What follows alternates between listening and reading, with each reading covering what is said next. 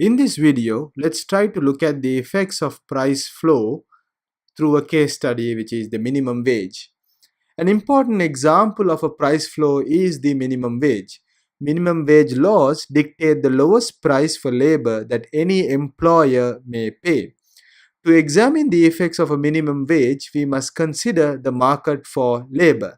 The labor market, which, like all markets, is subject to the forces of supply and demand. So, let's try to draw the diagram at equilibrium prices. So, we will have this is for labor market. Here you have without price, we'll put it as wage, and here quantity of of labor 0.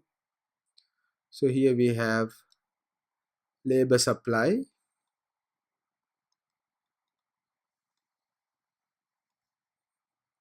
Here we have labor demanded.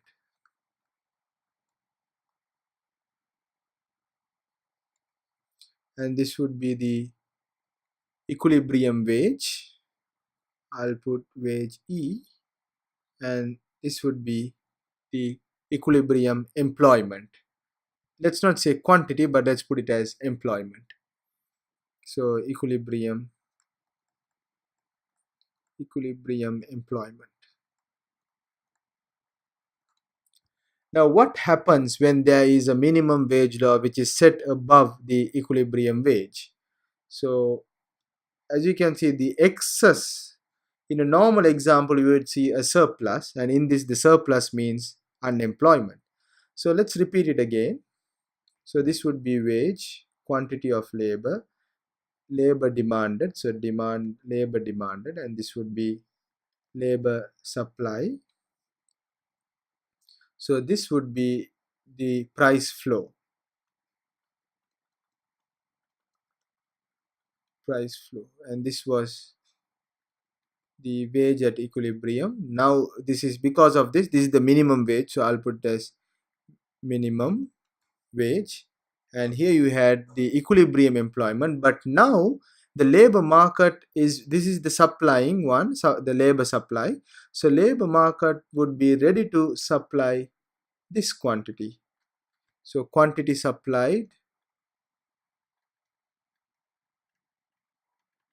So the household are the suppliers for the labor market, and the demanders are the firms. In a normal market setting, you would have the other way around, where the quantity suppliers would be the firms and the quantity demanders would be the consumers or the household.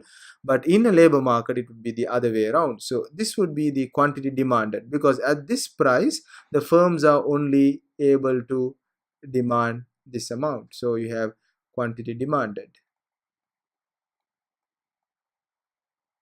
So because of this, quantity supplied is more than the quantity demanded, you will have a surplus, which is known as unemployment, because there will be people who cannot get jobs because of these higher wages. So if the minimum wage level is above the equilibrium level, as it is here in this example, the quantity of labor supplied exceeds the quantity of demanded.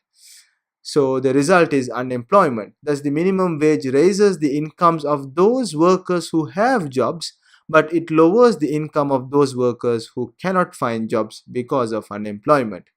So, to fully understand the minimum wage, keep in mind that the economy contains not a single labor market, but many labor markets for different types of workers. So, the impact of the minimum wage depends on the skills and experience of the worker. So, workers with high skills and much more experience are not affected because their equilibrium wages are well above the price flow or minimum wage law.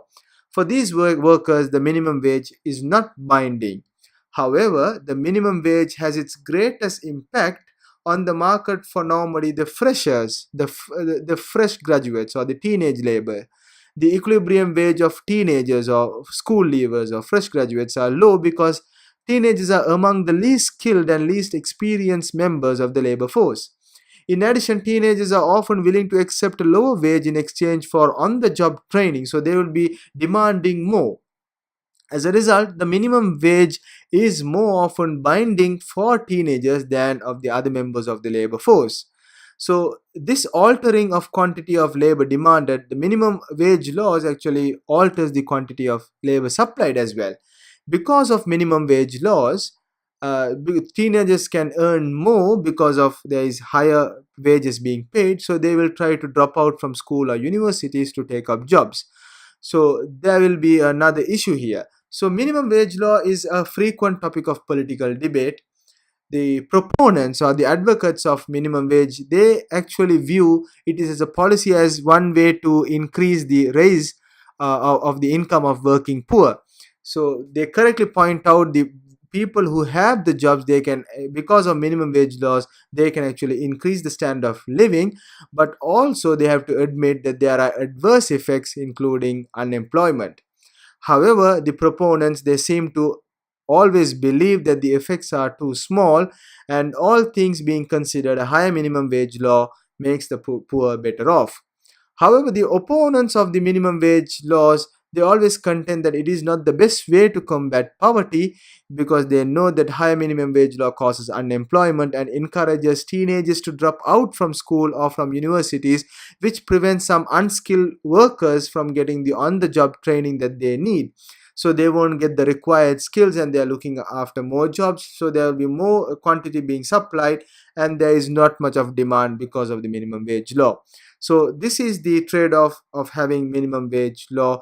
And as you can see, normally in a free market economics, you would always believe that when the market forces would actually will drive the demand and supply, which is healthier to the economy. And when government try to intervene, there are effects, which is the unemployment in this case.